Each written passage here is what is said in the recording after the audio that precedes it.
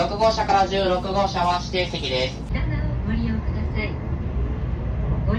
ഈ ജപ്പാൻ്റെ ബുള്ളറ്റ് ട്രെയിനിനെ പറ്റി പറയുമ്പോൾ ഒന്ന് രണ്ട് കാര്യങ്ങൾ പറയാനുള്ളത്. ഒന്ന്, ഇതിൻ്റെ സ്പീഡ് 240 to 320 km/h. പക്ഷേ അതിനേക്കാൾ സ്പീഡുള്ള ബുള്ളറ്റ് ട്രെയിനുകളൊക്കെ ഇപ്പോൾ ലോകത്തുണ്ട്. പക്ഷെ എന്തുകൊണ്ട് ജപ്പാൻ്റെ പ്രത്യേകതയാവുന്നു എന്ന് വെച്ച് കഴിഞ്ഞാൽ ഇവർ 1964 തുടങ്ങി എന്നുള്ളതാണ് ഈ ബുള്ളറ്റ് ട്രെയിനിൻ്റെ പരിപാടി. അന്നേ ഇവരത് ചിന്തിച്ചു എന്നുള്ളതാണ്.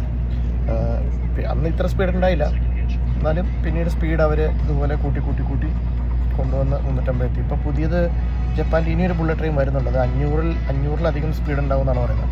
പക്ഷേ ജപ്പാൻ്റെ ഒരു കാര്യത്തിൽ നമുക്ക് വളരെയധികം ജപ്പാനെ അപ്രിഷ്യേറ്റ് ചെയ്യേണ്ടത്, 2 ബുള്ളറ്റ് ട്രെയിനുകൾ ഇന്ത്യക്ക് ജപ്പാൻ ഫ്രീ ആയിട്ട് കൊടുക്കാൻ തീരുമാനിച്ചിട്ടുണ്ട്. അപ്പോൾ ഇന്ത്യയും ജപ്പാനും തമ്മിൽ നല്ലൊരു റിലേഷൻഷിപ്പ് ഉണ്ട്. സോ നമുക്ക് ബിസിനസ്സിലൊക്കെ ആണെങ്കിലും ധൈര്യമായിട്ട് ജപ്പാനുമായിട്ട് അലയൻസിലാവാൻ സാധിക്കും. കാരണം ഇന്ത്യയും ജപ്പാനും തമ്മിൽ ഇതുവരെ അങ്ങനെ ഒരു പ്രോബ്ലംസ് ഒന്നും പ്ലാനിൽ ഇതുവരെ കേട്ടിട്ടില്ല. ഇത്ര സ്പീഡിൽ പോകുന്ന ട്രെയിനാണല്ലോ. അത് വളവിരിക്കുന്നത് വെച്ച് കഴിഞ്ഞിട്ടുണ്ടെങ്കിൽ